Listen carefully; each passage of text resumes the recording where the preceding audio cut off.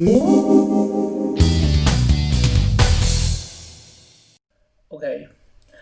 my name is Xinlong Li. I'm the principal engineer from the Tencent Cloud. Today, I will share some terms about software and hardware integrated design from our team.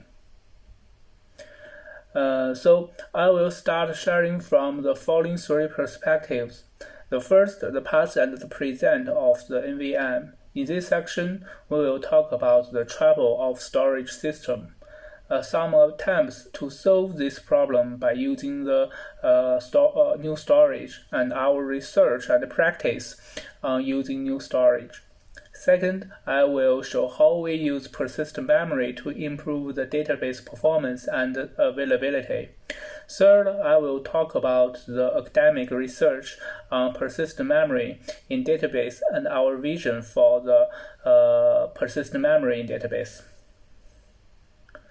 First, the past and the present of the NVM. What's the trouble of the database storage? I think from two perspectives. One is delay, the other is capacity. The gap between the CPU cache to DRAM is one order of magnitude from 10 nanoseconds to 100 nanoseconds. But the gap between the DRAM and the SSD is huge. It's from the 100 nanoseconds to 100 microseconds. It is about 3 order of magnitude. So the hot data must stored in DRAM, but those data are volatile. We need to non-volatile storage to store the hot data. This will improve the performance. On the other hand, the CPU performance grows faster and the data demands grows faster, but the capacity of DRAM grows slow, from 2 times increase in 3 years to 4 times increase in 3 years to 2 times increase in 4 years. So I think the persistent memory will perfect this storage system. The access delay of the persistent memory is between 100 nanoseconds to 1,000 nanoseconds, that is 1 microsecond, of course, according to different product forms. The concept of the persistent memory was proposed very earlier, but the commercial products is released recent years due to the development of the new materials. Here we list some materials to build the persistent memory. First, MRAM, a type of NVM stores the data in magnetic domains, and the FRAM uses a ferroelectric layer to achieve non-volatility. And it is worth mentioning that the PCM uses a unique behavior of a kind of glass. It's announced as a 3D point memory cell, which developed by the Intel and the Micron. And the delay of the PCM. This table will give the comparison of PCM, DRAM, and another flash. The access delay of the PCM is between the DRAM and another flash, and it can use much longer because its read time much more than that of another flash, so it can use much longer with lower static power, I think. The PCM is accessed in bytes, can be accessed in bytes, but another flash can only accessed in page. And of course, PCM is non-volatile. So the Intel used the 3DX point to build 2 kinds of product. One is SSD, it is open SSD, and another is memory device, it is AEP. we hope to pursue the ultimate improvement of database. So through the new storage, so we choose AEP as our further research. AEP has a complete system on chip. The open media, which made by the 3D point on both sides, primary side and secondary side, and the energy store caps ensure flush all the models when the power failure. AIT DRAM holds the address in direction table, so it is a complete system on chip. And now we will talk about how the CPU uses AEP in computer system. As we know, the current CPU architecture is NUMA, so non-unique memory access architecture. So the CPU cores in the same socket can access the AEP much faster than that from remote socket, because the remote socket access this memory will through the UPI bus. It costs a lot when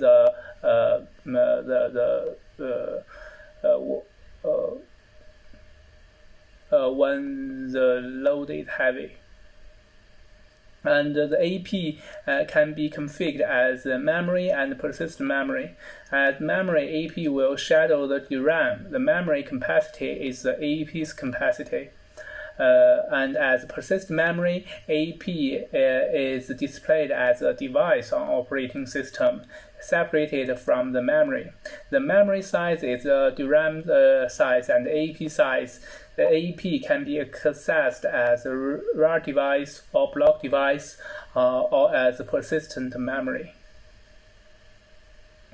And now we will see how we use the AEP on operating system.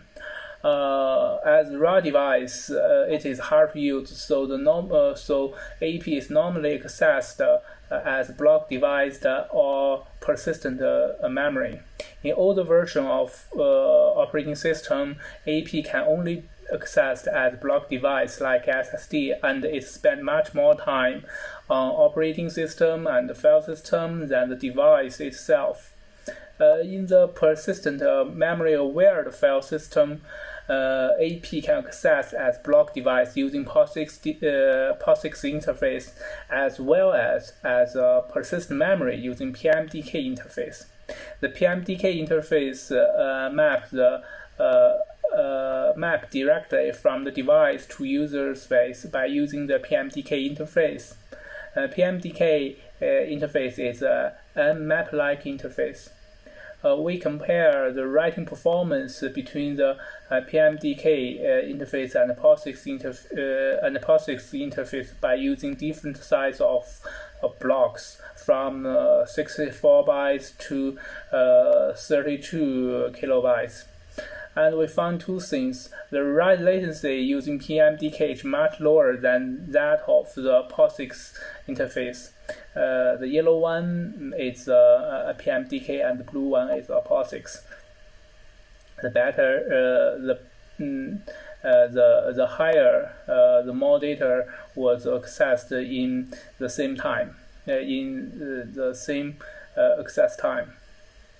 And the best PMDK performance block size, I think, is a quarter kilobytes and to 2 kilobytes. In this section, I will talk about the AEP and CDB CynosDB integrated integration optimization. As we know, the CDB is the most popular product from Tencent DB, and it is MariaDB. It is fully compatible with MariaDB ecology. The main node and its replicas share the different storage. It is share nothing architecture. the typical writing process from the is that follow. The data first write the buffer pool, then write the log buffer, and the log writer asynchronously flash the data to redo log. And when commit request when come with a commit request, we first flash the bin log and then wait that and check and wait if all the redo log has been flashed or permanent. If with semi-sync configuration, the master node needs to wait for the ACK from the replicas before the transaction is commit. So we found the redo log writing process, bin log writing process, and redo log writing process may be the key process which will affect the performance. The key point to optimize those writing process is use AEP as a persistent memory. Now here we show how we optimize the redo log writing process. We do three things. One, we skip. We write to disk once to complete the persistency. We skip the log flasher thread. We disable the log flasher thread, and the log writer thread flash the data directly and then notify the user notify the user that the data has been permanent. And second, we use the PMDK interface, of course, to write the redo log file. And then we bind the log writer thread to the cores, which has the memory bus, the local, the AEP accessed, which means we bind the log writer to the local CPU cores, or the near CPU cores to the AEP. Second, this slide shows how we optimize the bin log and relay log. As we know, the bin log commit is a group commit, so it has three stages: flash stage, sync stage, and commit stage. We remove the sync stage and flash the data then directly to the commit stage. On this stage, wait the redo log, wait the check and wait if the redo log is flashed. And then we use the PMDK to flash the data to the bin log and relay log, like redo log. And then we bind the three thread to the right proper CPU cores. The first is the bin log dump thread, and second is the IO thread, and third is relay log IO thread, and third is relay log circle thread.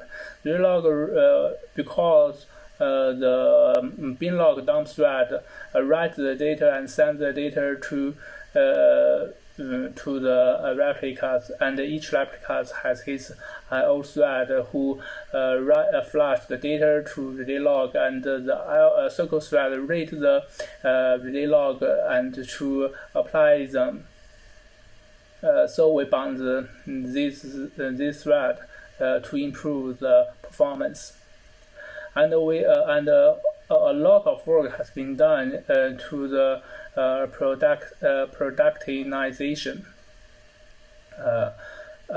Memory, as we know, PMDK is a map-like interface, so it costs a lot, and the space is a fixed size after the file is open.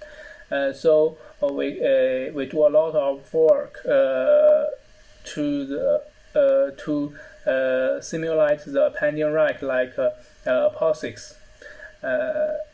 This will make the PMDK interface and the POSIX interface compatible. As a result, the writing performance has been significantly improved. As standalone schemes with the Redulog optimization, 15% increase in writing performance. Asynchronous schemes with the Redulog and Binlog optimization, 50% increase in writing performance. And synchronized schemes with Redulog and Binlog and Relog optimization, 60% increase in performance. With sync relog set to 1, strong synchronized schemes to 2,200% increase in the write performance. As we know, in these schemes, every single event has to be flashed and synced by the Redulog and then send the ACK to the master. So if we skip the Redulog sync stage, this will give a lot of help. Finally, I will share the work of the AEP on CynosDB. CynosDB is a novel architecture to the relation database, which offload the data to fault-tolerant and self-healing cloud storage. CynosDB just sends Redulog to storage and storage apply Redulog to page. CynosDB read page from the cloud storage through the NAT. This design improves the database availability and reliability, but the performance is an issue when the buffer pool size is limited, but the data grows fast. So we designed two layers of the cache system. The first is the primary cache in buffer pool as usual. The second is the secondary cache on AEP, which buffers much more pages. The secondary cache improved the performance by changing remote I/O to local I/O, and the CynosDB can warm up quickly from crash with many pages. Data in AEP is still available. So the last we'll talk about the way ahead. First, we talk about the academic paper on database index designed with the persistent memory. As we know, the B and B+ tree is based on page-by-page reading of a traditional disk. The read delay is high and the less I/O access, the better performance. So the height of index must not be too high, because if we want to access a leaf node and the height of tree is too high, the more page will read in this path. So, but the persistent memory breaks this limit, which make it possible to design better performance index with persistent memory. This table lists the summary of the persistent index technology from 2011 to 2019 in some top academic conference. We can see the discussion in this area is maturing, and we will publish our own paper in very near future. And in our vision, in the future, all data pages will stored in persistent memory, not only the binlog, Redulog, which means the buffer pool is on persistent memory will hold the all data. This design will lead to very fast checkpoint or no checkpoint at all, so the recovery will be very fast. With the data in buffer pool on persistent memory is permanent, a log will reduce or not at all, which improves the writing performance significant. So this is all my on my share. Thanks.